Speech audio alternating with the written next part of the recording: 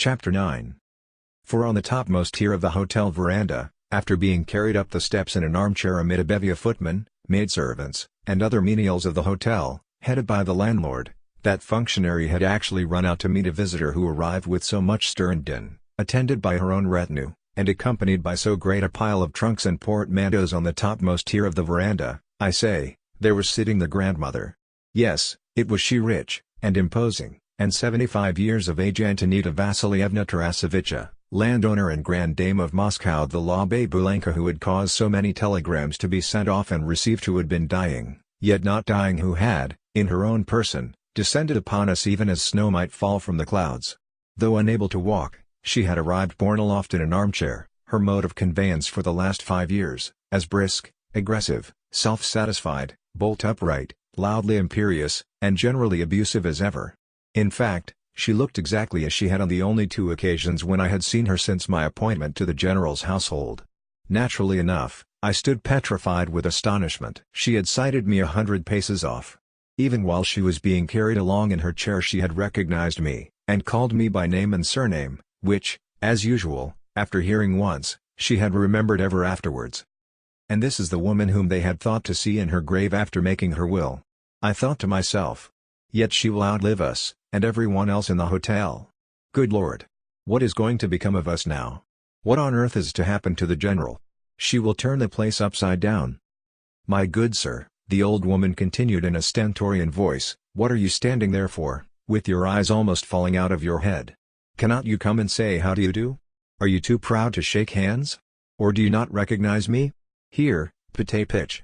She cried to an old servant who, dressed in a frock coat and white waistcoat, had a bald, red head. He was the chamberlain who always accompanied her on her journeys. Just think. Alexis Ivanovich does not recognize me. They have buried me for good and all. Yes, and after sending hosts of telegrams to know if I were dead or not. Yes, I have heard the whole story. I am very much alive, though, as you may see.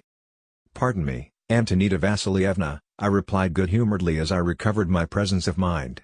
I have no reason to wish you ill. I am merely rather astonished to see you. Why should I not be so, seeing how unexpected? Why should you be astonished? I just got into my chair, and came. Things are quiet enough in the train, for there is no one there to chatter. Have you been out for a walk? Yes. I have just been to the casino. Oh? Well, it is quite nice here, she went on as she looked about her. The place seems comfortable, and all the trees are out. I like it very well. Are your people at home? Is the general, for instance, indoors? Yes, and probably all of them. Do they observe the convenances, and keep up appearances? Such things always give one tone. I have heard that they are keeping a carriage, even as Russian gentlefolks ought to do. When abroad, our Russian people always cut a dash. Is Praskovia here too? Yes. Polina Alexandrovna is here. And the French woman? However, I will go and look for them myself. Tell me the nearest way to their rooms. Do you like being here? Yes, I thank you, Antonita Vassilievna. And you, Pate Pitch, you go and tell that fool of a landlord to reserve me a suitable suite of rooms. They must be handsomely decorated, and not too high up. Have my luggage taken up to them. But what are you tumbling over yourselves for? Why are you all tearing about? What scullions these fellows are! Who is that with you? She added to myself. A Mr. Astley, I replied. And who is Mr. Astley? A fellow traveler, and my very good friend, as well as an acquaintance of the general's. Oh, an Englishman? Then that is why he stared at me without even opening his lips. However, I like Englishmen. Now, take me upstairs, direct to their rooms. Where are they lodging? Madame was lifted up in her chair by the lackeys, and I preceded her up the grand staircase. Our progress was exceedingly effective, for everyone whom we met stopped to stare at the cortege. It happened that the hotel had the reputation of being the best, the most expensive, and the most aristocratic in all the spa, and at every turn on the staircase or in the corridors we encountered fine ladies and important-looking Englishmen, more than one of whom hastened downstairs to inquire of the awestruck landlord who the newcomer was. To all such questions he returned the same answer, namely, that the old lady was an influential foreigner, a Russian, a countess, and a grand dame, and that she had taken the suite which, during the previous week, had been tenanted by the Grand Duchesse Diane. Meanwhile the cause of the sensation, the grandmother, was being borne aloft in her armchair. Every person whom she met she scanned with an inquisitive eye, after first of all interrogating me about him or her at the top of her voice. She was stout of figure, and, though she could not leave her chair, one felt, the moment that one first looked at her, that she was also tall of stature. Her back was as straight as a board, and never did she lean back in her seat. Also, her large grey head, with its keen, rugged features, remained always erect as she glanced about her in an imperious, challenging sort of way, with looks and gestures that clearly were unstudied. Though she had reached her 76th year, her face was still fresh, and her teeth had not decayed. Lastly, she was dressed in a black silk gown and white mob cap. "She interests me tremendously," whispered Mr. Astley as, still smoking, he walked by my side. Meanwhile I was reflecting that probably the old lady knew all about the telegrams, and even about de Griers, though little or nothing about Mill. "Blanche." I said as much to Mr. Astley. But what a frail creature is man! No sooner was my first surprise abated than I found myself rejoicing in the shock which we were about to administer to the General. So much did the thought inspire me that I marched ahead in the gayest of fashions. Our party was lodging on the third floor. Without knocking at the door, or in any way announcing our presence, I threw open the portals, and the grandmother was borne through them in triumph. As though of set purpose, the whole party chanced at that moment to be assembled in the General's study. The time was 11 o'clock, and it seemed that an outing of some sort, at which a portion of the party were to drive in carriages, and others to ride on horseback, accompanied by one or two extraneous acquaintances, was being planned. The General was present, and also Paulina, the children, the latter's nurses, de Griers, Mill, Blanche, attired in a riding habit, her mother, the young prince, and a learned German whom I beheld for the first time. Into the midst of this assembly the lackeys conveyed Madame in her chair, and set her down within 3 paces of the General. Good heavens! Never shall I forget the spectacle which ensued. Just before our entry, the General had been holding forth to the company, with de Griers in support of him. I may also mention that, for the last 2 or 3 days, Mill, Blanche and de Griers had been making a great deal of the young prince, under the very nose of the poor General. In short, the company, though decorous and conventional, was in a gay, familiar mood. But no sooner did the grandmother appear than the General stopped dead in the middle of a word, and, with jaw dropping, stared hard at the old lady, his eyes almost starting out of his head, and his expression as spellbound as though he had just seen a basilisk. In return, the grandmother stared at him silently and without moving, though with a look of mingled challenge, triumph, and ridicule in her eyes. For 10 seconds did the pair remain thus eyeing one another, amid the profound silence of the company, and even de Griers sat petrified, an extraordinary look of uneasiness dawning on his face. As for Mill, Blanche, she too stared wildly at the grandmother, with eyebrows raised and her lips parted, while the prince and the German savant contemplated the tableau in profound amazement. Only Paulina looked anything but perplexed or surprised. Presently, however, she too turned as white as a sheet, and then reddened to her temples. Truly the grandmother's arrival seemed to be a catastrophe for everybody. For my own part, I stood looking from the grandmother to the company, and back again, while Mr. Astley, as usual, remained in the background, and gazed calmly and decorously at the scene. "Well, here I am, and instead of a telegram, too," the grandmother at last ejaculated, to dissipate the silence. "What? You were not expecting me? Antonida Vassilievna. Oh, my dearest mother! But how on earth did you?" The mutterings of the unhappy General died away. I verily believe that if the grandmother had held her tongue a few seconds longer she would have had a stroke. "How on earth did I what?" she exclaimed.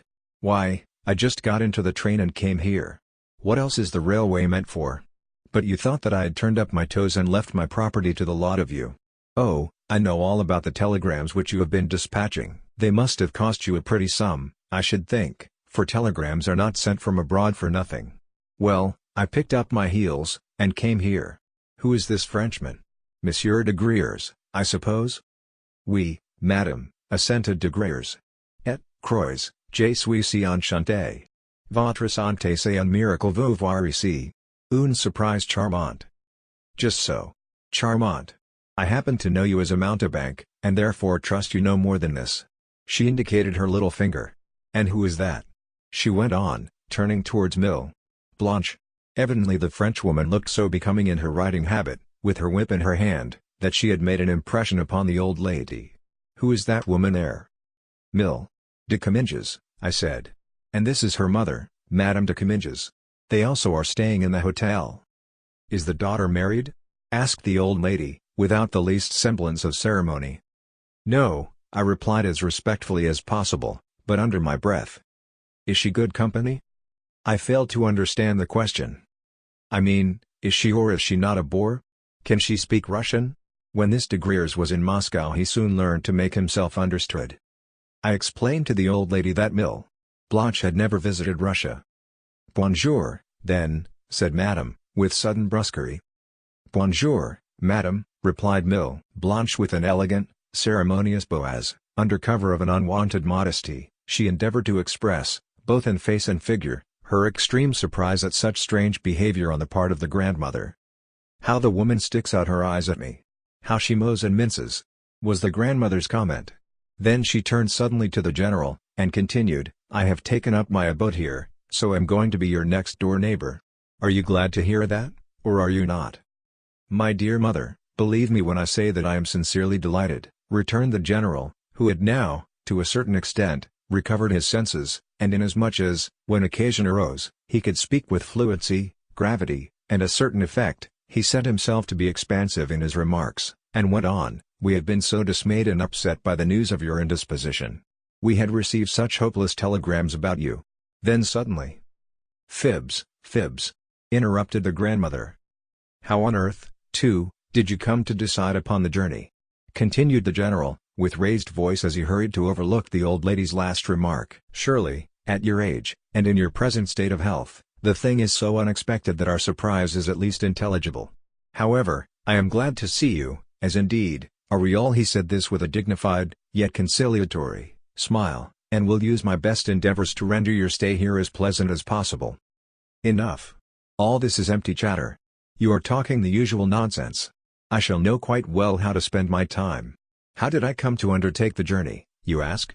Well, is there anything so very surprising about it? It was done quite simply. What is everyone going into ecstasies about? How do you do, Praskovia? What are you doing here? And how are you, grandmother?" replied Polina, as she approached the old lady. "Were you long on the journey?" "The most sensible question that I have yet been asked. Well, you shall hear for yourself how it all happened. I lay, and was doctored, until at last I drove the physicians from me, and called in an apothecary from Nikolai who had cured an old woman of a malady similar to my own, cured her merely with a little hayseed. Well, he did me a great deal of good, for on the third day I broke into a sweat, and was able to leave my bed. Then my German doctors held another consultation, put on their spectacles, and told me that if I would go abroad, and take a course of the waters, the indisposition would finally pass away. Why should it not? I thought to myself. So I had got things ready, and on the following day, a Friday, set out for here. I occupied a special compartment in the train, and wherever I had to change I found at the station bearers who were ready to carry me for a few coppers. You have nice quarters here," she went on as she glanced around the room. "But where on earth did you get the money for them, my good sir? I thought that everything of yours had been mortgaged? This Frenchman alone must be your creditor for a good deal." "Oh, I know all about it, all about it." I am surprised at you, my dearest mother," said the general in some confusion. I am greatly surprised. But I do not need any extraneous control of my finances. Moreover, my expenses do not exceed my income, and They do not exceed it? Fie! Why, you are robbing your children of their last kopeck, you, their guardian." "After this," said the general, completely taken aback, "after what you have just said, I do not know whether—" "You do not know what? By heavens, are you never going to drop that roulette of yours? Are you going to whistle all your property away?" This made such an impression upon the general that he almost choked with fury. "Roulette, indeed? I play roulette? Really, in view of my position, recollect what you are saying, my dearest mother. You must still be unwell." "Rubbish, rubbish!"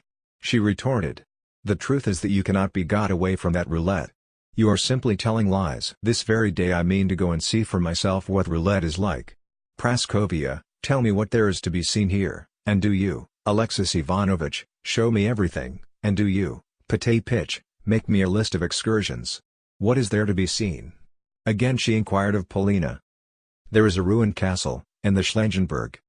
"The Schlangenberg? What is it? A forest?" "No, a mountain on the summit of which there is a place fenced off. From it you can get a most beautiful view." "Could a chair be carried up that mountain of yours?" Doubtless we could find bearers for the purpose, I interposed. At this moment Theodosia, the nursemaid, approached the old lady with the general's children. "No, I don't want to see them," said the grandmother. "I hate kissing children, for their noses are always wet.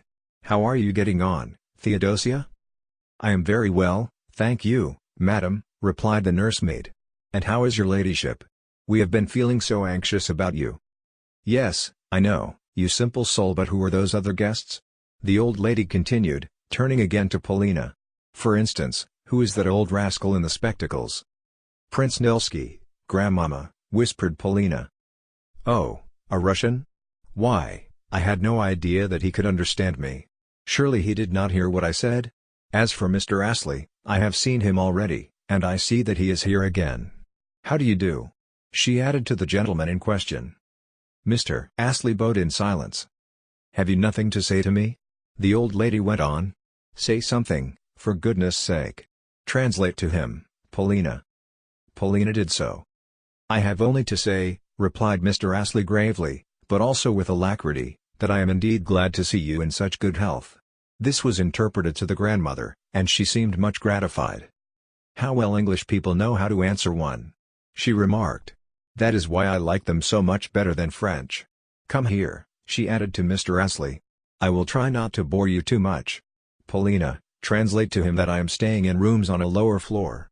"Yes, on a lower floor," she repeated to Astley, pointing downwards with her finger.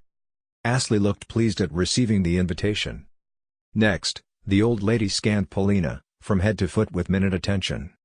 "I could almost have liked you, Praskovia," suddenly she remarked, "for you are a nice girl, the best of the lot. You have some character about you. I too have character. Turn round. Surely that is not false hair that you are wearing?" "No, grandmamma. It is my own." "Well, well. I do not like the stupid fashions of today. You are very good looking. I should have fallen in love with you if I had been a man. Why do you not get married? It is time now that I was going. I want to walk, yet I always have to ride." "Are you still in a bad temper?" she added to the general. "No, indeed," rejoined the now mollified general. "I quite understand that at your time of life. C'est vieille to me en enfance," de Griers whispered to me. "But I want to look round a little," the old lady added to the general. "Will you lend me Alexis Ivanovitch for the purpose?" "As much as you like. But I myself, yes, and Polina and Monsieur de Griers too, we all of us hope to have the pleasure of escorting you." "Mais, madame, cela sera un plaisir," de Griers commented with a bewitching smile. "Plaisir indeed. Why, I look upon you as a perfect fool, monsieur." Then she remarked to the general, "I am not going to let you have any of my money. I must be off to my rooms now, to see what they are like.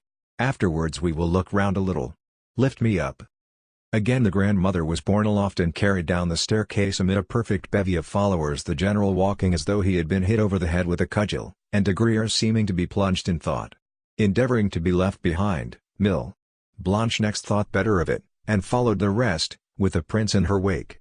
Only the German savant and Madame de Comminges did not leave the general's apartments.